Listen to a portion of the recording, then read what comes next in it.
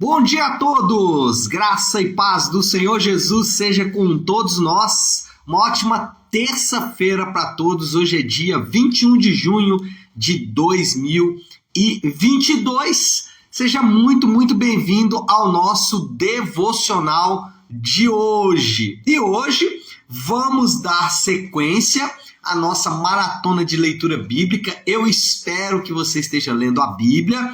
É importante para você a leitura assídua da palavra de Deus como meio de graça, como forma de Deus abençoar o seu povo. Então, leia a Bíblia, acompanhe a maratona. Nós fazemos a maratona para incentivar a todos os irmãos que leiam a Bíblia. E nesta semana, a nossa maratona, provavelmente essa semana e semana que vem também, estará em 2 Samuel. E hoje nós vamos falar de 2 Samuel, capítulos 4 a 6. E o tema é um rei fiel. Agora preste atenção, eu vou ler o texto que está em 2 Samuel, capítulo 5, versículos 2 e 3. Então, 2 Samuel 5, 2 e 3. Diz assim: Ora, sendo Saul ainda rei sobre nós, eras tu que fazias entradas e saídas militares com Israel. Também o Senhor te disse: Tu apacentarás o meu povo de Israel, e serás chefe sobre Israel. Assim, pois, todos os anciãos de Israel vieram ter com o rei em Hebrom, e o rei Davi fez com eles aliança em Hebrom perante o Senhor. Ungiram Davi rei sobre Israel. Um rei fiel, mas não é Davi. Davi foi ungido rei sobre Judá, nós falamos isso ontem. Pegou ali uma condição de desorganização absurda e colocou as coisas no seu devido lugar. Mas agora Davi está assumindo um desafio maior. Lembra que aquela divisão do Reino do Norte e Reino do Sul vai ser efetiva só lá com Roboão, filho de Salomão, neto de Davi. Só lá é que o reino vai de fato se dividir entre Norte e Sul.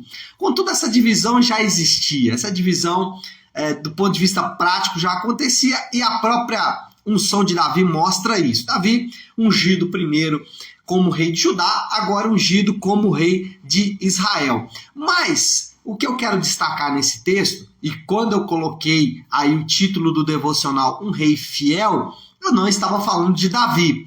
Ainda que Davi tenha sido um bom rei, ainda que Davi tenha sido talvez o melhor rei de Israel. Aliás, deixe-me usar a linguagem bíblica, né? A Bíblia chama Davi de um homem segundo o coração de Deus. Ótimo, isso é maravilhoso.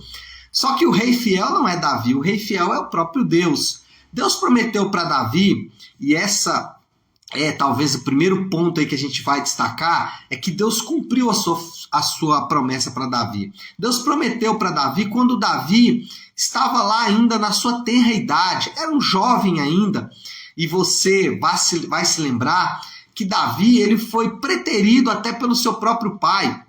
O pai de Davi apresenta ali vários dos seus filhos para Samuel. Samuel foi lá para ungir um rei, e o pai de Davi apresenta todos os seus filhos, os mais capacitados, os mais preparados, mas nem se lembra de Davi. Davi estava esquecido lá, cuidando de umas poucas ovelhas. Mas só que o que acontece é que a promessa de Deus foi dada a Davi naquele tempo. Anos se passaram, muitos anos se passaram, e Deus prometeu, aliás, Deus cumpriu o que prometeu para Davi. O que parecia impossível naquele momento, agora, pela providência de Deus, torna-se possível. E isso fala muito ao nosso coração, porque isso nos lembra de algo muito importante. Nos lembra que nós podemos confiar em Deus. Todas as promessas cumpridas na Bíblia são fundamentais para a nossa vida cristã. Sempre que enxergarmos, sempre que nos depararmos com uma promessa cumprida, isso é um atestado de que nós podemos confiar em Deus, de que Deus ele é confiável. Todas as promessas de Deus que foram cumpridas nos assegura de sua fidelidade. Isso é fantástico. Quando nós olhamos para as várias promessas de Deus dadas ao seu povo e cumpridas de forma fiel, cumpridas de forma objetiva, isso enche o nosso coração de segurança. Nós não estamos falando de um rei qualquer, nós estamos falando de um rei que cumpre as suas promessas. Então, se a primeira destaque que nós temos que fazer é que Deus cumpriu a sua promessa na vida de Davi, o segundo destaque é que nós podemos confiar em Deus. Agora, quando a gente fala de Deus cumprir promessas, eu acho que vale muito a pena a gente ressaltar algo importante. Existem promessas de Deus objetivas e subjetivas. Deixe-me começar com as subjetivas. As promessas de Deus subjetivas são aquelas que de forma pessoal você recebe de Deus. Talvez por meio de um sonho, talvez por meio de uma visão, talvez por uma palavra profética. São promessas que Deus dá de maneira pessoal. Eu acredito nesse tipo de promessa. Só que essas promessas, a própria Bíblia nos diz como devemos tratá-las. A Bíblia diz que nós temos que tratar essas promessas com muito cuidado. Por quê? Porque não há como aferir se essas promessas são de fato vindas da parte de Deus ou criadas por nossa imaginação. Ou até talvez a Bíblia chega a dizer que isso pode ser talvez até obra de Satanás. Satanás pode nos induzir ou nos convencer de que Deus nos deu uma promessa quando ele não nos deu uma promessa. Então, o que a Bíblia diz que nós devemos fazer com as promessas subjetivas de Deus? O que são promessas subjetivas? São promessas que foram dadas diretamente a você e que não estão registradas nas Escrituras. Essas promessas elas devem ser encaradas da seguinte maneira: o cumprimento delas certifica o fato de que Deus as entregou ou não. Ou seja, o crente deve aguardar o seu cumprimento. E deve aguardar o seu cumprimento com uma certa desconfiança. As promessas subjetivas nós não podemos confiar nas promessas subjetivas da mesma forma que confiamos nas promessas objetivas. Ainda falando das promessas subjetivas, daqui a pouco eu vou entrar nas objetivas, mas as promessas subjetivas, essas que são entregues através de uma palavra profética, de um sonho, de uma visão, de um testemunho interior, pode acontecer. Essas promessas eu já presenciei muitas e muitas vezes. Pessoas que basearam a sua vida nesse tipo de promessas. Algumas deram certo, porque de fato vinham de Deus. Ainda que o meio como essa pessoa fez foi errado, não o meio como ele chegou à promessa. O tipo de confiança que ele depositou nessa promessa foi literalmente um tiro de sorte, foi literalmente uma ação de sorte, né? Que a pessoa acabou arriscando muita coisa ali. Mas eu já vi tanta gente destruída porque confiou em uma promessa que aparentemente era de Deus, mas que porque ela não aconteceu, essa pessoa chegou a questionar Deus, chegou a questionar até mesmo a sua própria salvação, porque confiou em uma promessa subjetiva. Ok, essas são as promessas subjetivas. Cuidado com essas promessas. Não estou dizendo que elas não existem, não estou dizendo que elas não são de Deus, estou dizendo para você tomar cuidado. E não sou eu que digo isso, a própria palavra de Deus. Aguardemos o cumprimento dessas promessas. Agora, vamos trabalhar as promessas objetivas, essas são melhores. Promessas objetivas são as que de fato fazem sentido. Quais são essas promessas? As que estão registradas nas Escrituras. E se você prestar bastante atenção, você não precisa das promessas subjetivas. Se você prestar atenção nas promessas objetivas, as promessas subjetivas não serão tão importantes quanto parecem, ainda que elas podem acontecer. Por exemplo, a Bíblia promete que Deus nos ama. A Bíblia promete que Deus nos ama, e isso é fantástico. Temos um Deus de amor. Mas não só isso. A Bíblia diz, e Deus prometeu, que cuidaria dos seus, que cuidaria do seu povo. E isso é uma promessa objetiva, nós podemos confiar nesta promessa. Você pode hoje confiar que Deus está cuidando de você, porque essa é uma promessa objetiva. Olha só que promessa linda que nós esquecemos.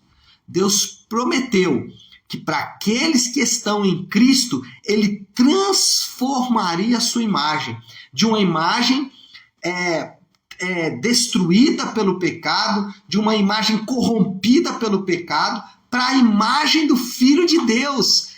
Deus prometeu que nos transformaria com alguém parecido com Jesus.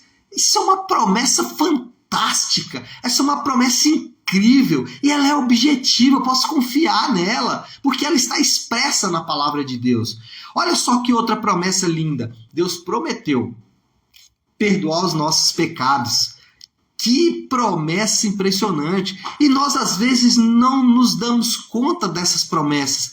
Preferimos nos agarrar a promessas subjetivas, entregues às vezes em momentos de emoção. E eu volto a dizer, não estou contra isso, eu estou dizendo apenas que existem promessas objetivas muito mais lindas. Deus vai perdoar os nossos pecados, Ele perdoou os nossos pecados, e isso é fantástico. Olha só, Ele prometeu que nós ressuscitaríamos.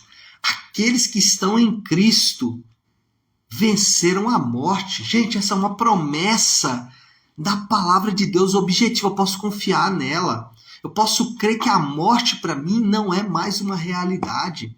Entre outras lindas promessas objetivas da palavra de Deus. Então, fique com essas promessas. Essas promessas eu posso confiar firmemente.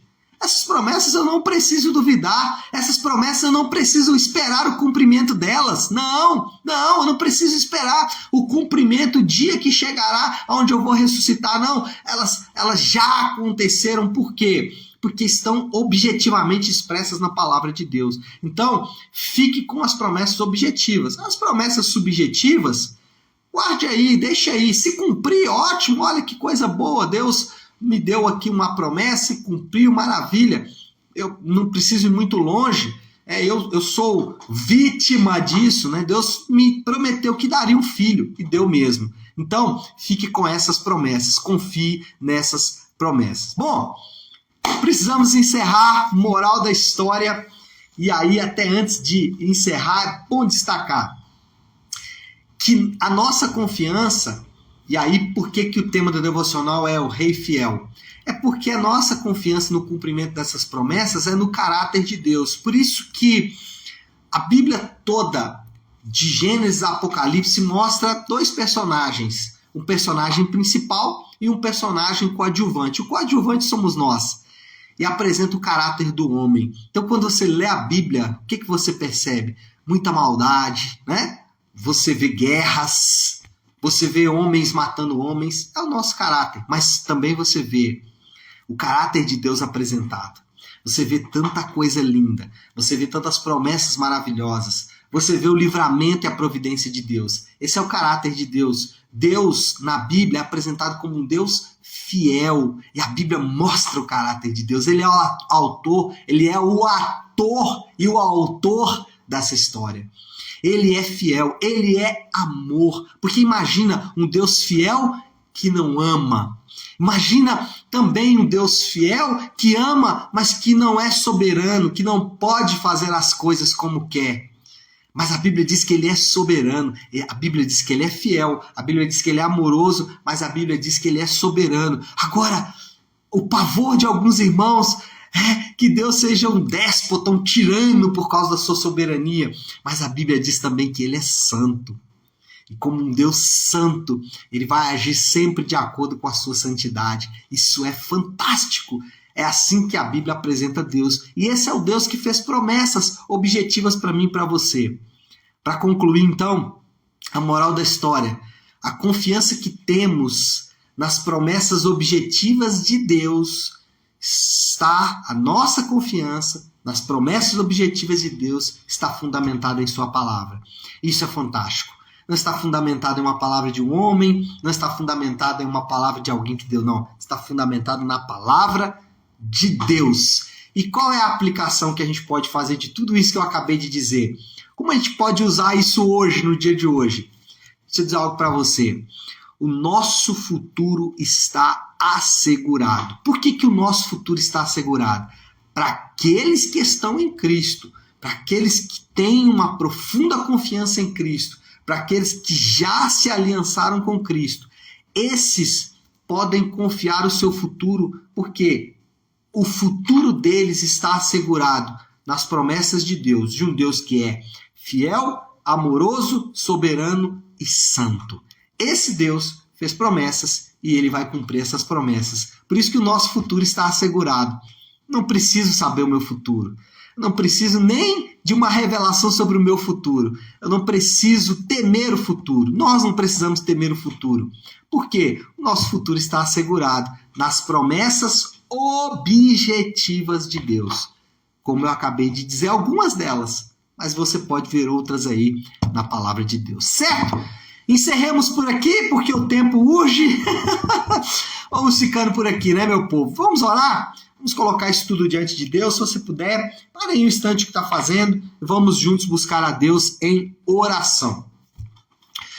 Querido Deus, Pai de graça, Deus de amor e toda misericórdia, nós queremos nesta manhã preciosa, primeiro, meu Deus, agradecer ao Senhor por tuas grandes promessas. Agradecer ao Senhor porque a tua palavra nos dá promessas objetivas, as quais nós podemos confiar firmemente. E isso aquece e enche o nosso coração de esperança com relação ao futuro. A nossa esperança não é vã, ela é baseada em um Deus que cumpre as suas promessas. Nosso coração, às vezes, quer coisas que a nossa mente fabrica.